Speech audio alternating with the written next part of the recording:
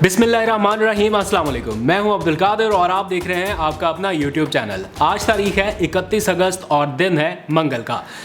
अब से कुछ देर पहले वज़ीर-ए-आज़म इमरान खान की ज़ेर सदारत वफाकी काबीना का इजलास ख़त्म हुआ। उसे कवर करते ही सीधे मैं यहाँ पे आ रहा हूँ। कुछ इंपॉर्टेंट डिसीजन किए गए हैं आज के काबीना इजलास में। ख़ास तौर पर जो सिक्योरिटी और सलामती की सूरत हाल है उसके ऊपर तफसीली गौर किया गया और $3 अरब की सरमायाकारी पाकिस्तान लाने की कोशिशें तेज़ हो रही हैं।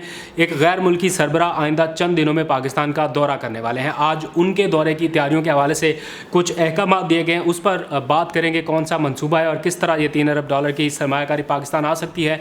और ख़ास तौर पर अमेरिकन फ़ौज का जो इनखला मुकम्मल हुआ है उस पर पाकिस्तान की रियासती और हुकूमती पॉलिसी क्या है और पॉलिसी स्टेटमेंट क्या है, उस पर बात करेंगे।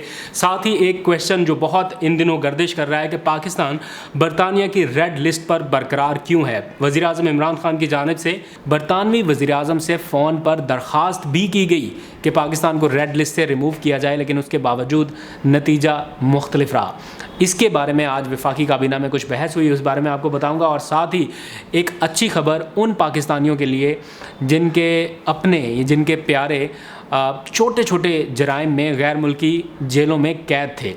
कुछ लोग दियत की रकम नहीं दे पा रहे थे, कुछ लोग जुर्माने की रकम नहीं अदा कर पा रहे थे, तो रियासत पाकिस्तान ने अपने तौर पर उनके जुर्माने की रकम अदा कर दी है। और कितने पाकिस्तानी वतन वापस लाए गए, आज उसकी रिपोर्ट भी काबीना में पेश की गई, वो भी आपको बताऊंगा। और साथ ही एक खबर जिसे आप अच्छा भी कह सकते हैं, बुरा भी कह सकते हैं, पाकिस्तान का national asset steel mills of Pakistan, उसकी प्राइवेटाइजेशन का अमल बाज़ाब्ता शुरू कर दिया गया है।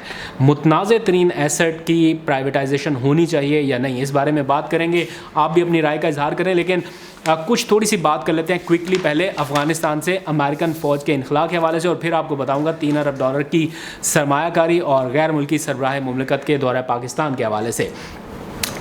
गुज़िश्ता रात अमरीकी फ़ौज का आखिरी फ़ौजी भी अफ़गानिस्तान से निकल गया। मैं डिटेल में नहीं जाता, सब कुछ आपको पता है, लेकिन 2 रोज़ पहले कुछ अमेरिकन फ़ौज के अहलकारों की इस्लामाबाद इंटरनेशनल एयरपोर्ट पर कुछ तस्वीरें वायरल हुई।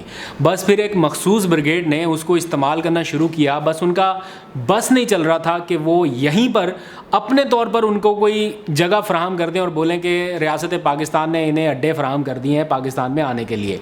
भाई, अमेरिकन फ़ौज का इनखला हुकूमत पाकिस्तान की रियासती पॉलिसी का हिस्सा है कि इनको इनके इनखला में मदद और तावन फ़राहम करना है, लेकिन जिनको नेशनल सिक्योरिटी का अलिफ बे भी नहीं पता वो लोग भी तनकीद कर रहे हैं कि देखें जी, इमरान खान तो लेट गया, बस अब अमेरिकन फ़ौजी पाकिस्तान में दाखिल हो गए। ये जाने बगैर के ट्रांजिट वीज़ा क्या होता है, किस तरह से ये लोग यहाँ पर आए हैं, पाकिस्तान की इवैक्यूएशन पॉलिसी क्या है, और बस सारा जोर लगाया कि देखें जी एब्सोल्युटली नॉट कहा था, लेकिन अब तो आ गया जनाब, वाई नॉट मेरी जान पे, तो अब तो दे दिए अड्डे। मतलब हद होती है यार किसी चीज़ की। आप लोग ताउन कर रहे हैं, रियासती पॉलिसी क्या है। एक ज़िम्मेदार स्टेट के तौर पर पाकिस्तान ने अगर इनखला में मदद की है, वो सिर्फ अमेरिकन फ़ौजी नहीं है, नेटो के कितने लोग हैं, यूनाइटेड नेशन डेवलपमेंट प्रोग्राम के कितने लोग हैं, IMF के कितने लोगों को पाकिस्तान ने अब तक एवैक्यूएट कराया। मेरे पास ऑफिशियल अदाद शुमार है, ये सारे फ़ौजी अभी तक आज की तारीख में ये तमाम लोग रवाना हो चुके हैं। अब सिर्फ़ और सिर्फ 42 लोग वापस रह गए हैं पाकिस्तान में, जो आज शाम किसी भी वक्त परवाज़ से चले जाएंगे। यानी यहाँ पर पाकिस्तान में कोई ऐसा अमेरिकन फ़ौजी नहीं होगा आज के बाद जो अमेरिका के अफ़गानिस्तान से इनखला के दौरान पाकिस्तान आया हो। आप माजी में वज़ीर-ए-आज़म इमरान खान का वो बयान उठा के देखें जिसमें उन्होंने कहा था कि अगर अमेरिकन फ़ौज निकलना चाहती है अफ़गानिस्तान से तो हम आपको मदद फ़राहम करेंगे निकलने के लिए। ये उसी पॉलिसी का हिस्सा है, ये एब्सोल्युटली नॉट की नफ़ी नहीं है। कोई पागल है जो 20 साल तक एब्सोल्युटली नॉट कहता रहे, ये आज का नैरेटिव तो है नहीं, ये तो बहुत पहले से है। और आज जाके आप उस एब्सोल्युटली नॉट के मौक़िफ़ से पीछे हट जाएँ। ऐसे मौके पर जब सारी फ़ौज अपना सामान लपेट के जा रही है तो हम उन्हें अड्डे क्यों फ़राहम करें। कुछ थोड़ा तो अकल से बंदा काम लेता है ना, कि आपने नेशनल सिक्योरिटी पर कंप्रोमाइज़ करने की कसम उठा रखी है। खैर, अब जो ऑफिशियल अदाद शुमार है, आप ये भी जान लें कि ये सारे के सारे अमेरिकन फ़ौजी नहीं थे।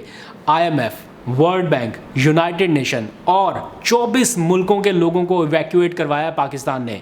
332 खसूसी परवाज़ें चलाई गई, 24 घंटे तक काउंटर सर्विसेज दी गई, वीज़ा सर्विस, फिर होटल रिजर्वेशन, खसूसी त्यारे, ग्राउंड लॉजिस्टिक सपोर्ट, सब कुछ पाकिस्तान ने दिया।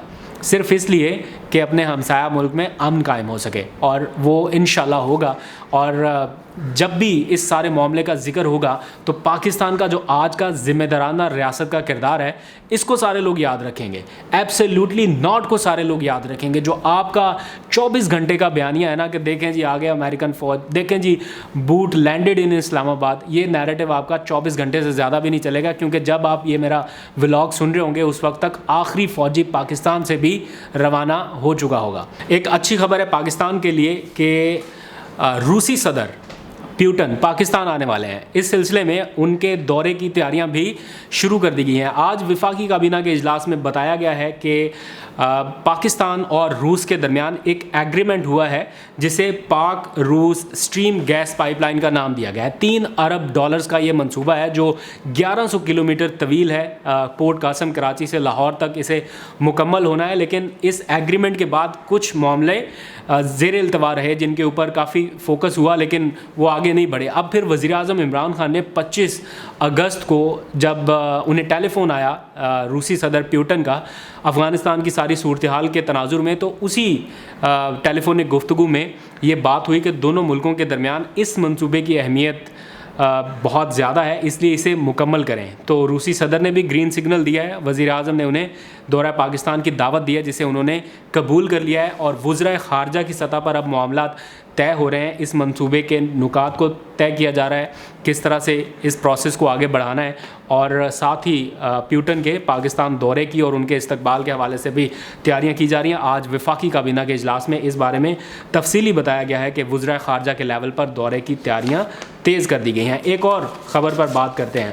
پاکستان ریڈ لسٹ پر کیوں ہے؟ برطانیہ کی ریڈ لسٹ پر یہ کویشچن ریز کیا جا رہا ہے، خاص طور پر اس وقت جب وزیر اعظم کی جانب سے برطانوی وزیر اعظم کو فون پہ یہ ریکویسٹ کی گئی کہ پاکستان کو ریڈ لسٹ سے ریموو کیا جائے. اس کے چند دن بعد جب ریویو ہوا تو پاکستان پھر ریڈ لسٹ پر ہے. تو یہ بڑی تشویشناک بات ہے پاکستان کے لیے. تو اس کے اوپر کافی کویشچن ریز ہوئے اور ریز ہونا بنتا بھی تھا. آج اس بارے میں کابینہ کے اجلاس میں بھی بات چیت کی گئی اور یہ بات طے ہوئی ہے کہ برطانیہ کے چیف میڈیکل کنسلٹنٹ اور وزیر اعظم عمران خان کے معاون خصوصی برائے صحت ڈاکٹر فیصل سلطان ایک نشست کریں گے، اور اعداد و شمار میں جو ان کو لگ رہا ہے کہ شاید یہ ٹھیک نہیں ہے یا ویکسینیشن کا معاملہ کچھ بہتر نہیں ہے، اس کے اوپر جو پاکستان کا نیریٹو ہے یا بیانیہ ہے اس سے برطانیہ کے چیف میڈیکل کنسلٹنٹ کو آگاہ کیا جائے گا اور ان کے جو تحفظات ہیں انہیں دور کیا جائے گا. تو آئی ہوپ کہ اس سارے معاملے کے بعد پاکستان ریڈ لسٹ سے ہٹنے کے قابل ہو سکے گا. اس بارے میں جو پیش رفت ہوگی وہ آپ کو بتاؤں گا. ایک اچھی خبر، پاکستان نے فیصلہ کیا ہے کہ جو لیبر کلاس ہے جو غیر ملکی سفر کرنا چاہتی ہے، مزدوری کے سلسلے میں جا رہی ہے، اپنے روزگار کے سلسلے میں، ان کو جو ویکسین ہے وہ مفت فراہم کر دی جائے. اس بارے میں بھی مشاورت آج ہوئی ہے، وزیر اعظم نے گرین سگنل دیا ہے. کیا فیصلہ ہوگا وہ بھی بتاؤں گا. ایک اور اچھی خبر لیبر کلاس کے حوالے سے کہ ہماری لیبر کلاس جو دوسرے ملکوں میں تھی، بہت چھوٹے چھوٹے جرائم میں یہ لوگ وہاں مختلف جیلوں میں مختلف ممالک میں قید تھے. وزیر اعظم نے اس بارے میں کوششیں تیز کیں. آپ کو معلوم ہے کہ سعودی ولی عہد سے پہلی بار انہوں نے درخواست کی تھی اور اس کے بعد بہت سارے ملکوں سے پاکستانی قیدی رہا ہونے کے بعد وطن واپس آنے لگے. تو کچھ قیدی ایسے تھے جو اس لیے رہا نہیں ہو پا رہے تھے کہ وہ چھوٹے چھوٹے جرائم میں قید ہیں، لیکن ان کے اوپر کچھ جرمانے بھی عائد کیے گئے ہیں، کچھ کے اوپر دیت کے مقدمات چل رہے ہیں، دیت کی مد میں رقم کی ادائیگی نہیں کی گئی، اور کچھ چھوٹے موٹے جرمانے ہیں. تو وہ رقم ادا نہ کرنے کی وجہ سے لمبے عرصے سے جیلوں میں تھے. تو ریاست پاکستان نے وہ رقم ادا کرنے کے بعد ان لوگوں کو وطن واپس لانے میں کامیاب ہوئی ہے. اور اب وزیر اعظم عمران خان کو بتایا گیا ہے کہ تقریباً 16,272 پاکستانیوں کے رقم یا جرمانے کی ادائیگی کرنے کے بعد انہیں وطن واپس لایا جا چکا ہے. ایک اور خبر کے حوالے سے بات کرتے ہیں. پاکستان کا ایک ایسا ایسٹ جو بہت زیادہ متنازع ہے، یعنی پاکستان اسٹیل ملز، اس کی پرائیویٹائزیشن ہونی چاہیے یا نہیں ہونی چاہیے. اس بارے میں عوام کی اور حکمرانوں کی متضاد آراء رہی ہیں. حکومت پاکستان یہ سمجھتی ہے کہ یہ سفید ہاتھی ہے اور اس کی مد میں حکومتی خزانے سے بہت زیادہ پیسہ بلا وجہ بہایا جا رہا ہے اور ان لوگوں کو تنخواہیں دی گئی ہیں جو کچھ کر نہیں رہے، اور ایسا ادارہ جو خسارے میں جا رہا ہے اس کے اوپر آپ کا میرا ٹیکس کا پیسہ جا رہا ہے، تو اس کی پرائیویٹائزیشن ہونی چاہیے۔ تو اس کے اوپر اپوزیشن کے تحفظات رہے ہیں، بہت زیادہ ورک ہوا، کچھ روسی کمپنیوں نے اس میں دلچسپی کا اظہار کیا، لیکن اب اس بارے میں خبر آ رہی ہے کہ پرائیویٹائزیشن کمیشن جو ایسے ایسٹس کی پرائیویٹائزیشن کا کام کرتا ہے اس نے باضابطہ طور پر اس عمل کا آغاز کر دیا ہے، اور آج پاکستان اسٹیل مل کی پرائیویٹائزیشن کے لیے اشتہار دے دیا گیا ہے۔ اب کچھ کمپنیاں پاکستان سے رابطہ کر رہی ہیں، اگر یہ پرائیویٹائزیشن ہو جاتی ہے تو ملکی خزانے کو بہت حد تک ریونیو ملے گا، لیکن سوال یہ ہے کہ کیا پاکستان کے پاس اس ایسٹ کے کچھ حصہ رہے گا یا نہیں، کچھ شیئرز رہیں گے یا نہیں، اس بارے میں کچھ بات چیت ابھی چل رہی ہے۔ دیکھنا ہے کہ پورا ہی ایسٹ پرائیویٹائز کر دیا جاتا ہے یا پاکستان کے پاس اس کی کچھ ملکیت برقرار رہتی ہے۔ کچھ لوگ کہتے ہیں کہ اس کی پرائیویٹائزیشن نہیں ہونی چاہیے اور کچھ لوگ کہتے ہیں کہ اس سے جان چھڑانی چاہیے۔ آپ لوگ بھی اپنی رائے کا اظہار ضرور کیجیے گا۔ بری خبر یہ ہے کہ کوشش کے باوجود جو پاکستان کی کرنسی ہے وہ ڈی ویلیو ہوتی جا رہی ہے اور آئے روز ڈالر کی قیمت میں اضافہ ہو رہا ہے۔ پاکستان نے کتنے قرضے لیے اور یہ ڈالر کی قیمت میں کیوں اضافہ ہو رہا ہے، کیوں ڈالر 11 مہینے کی بلند ترین سطح پر چلا گیا ہے، مہنگائی میں کتنا اضافہ ہو سکتا ہے، وزیر اعظم اور حکومت کے لیے کس حد تک تشویش کی بات ہے۔ 155 سے اب 166 کے قریب یہ ڈالر پہنچ گیا ہے ان 11 مہینوں کے دوران، تو یہ تشویشناک بات ہے حکومت کے لیے، عوام کے لیے، کیونکہ مہنگائی کا ایک بڑا سونامی اس کی وجہ سے صرف آ سکتا ہے۔ اس کو کس طرح سے قابو کرنا ہے، وزیر اعظم کی مشاورت جاری ہے، اس کے اوپر میں ڈیٹیل ولاگ آپ سے کل شیئر کروں گا۔ آج تک کے لیے اتنے، اپنا بہت سا خیال رکھیے گا، خدا حافظ۔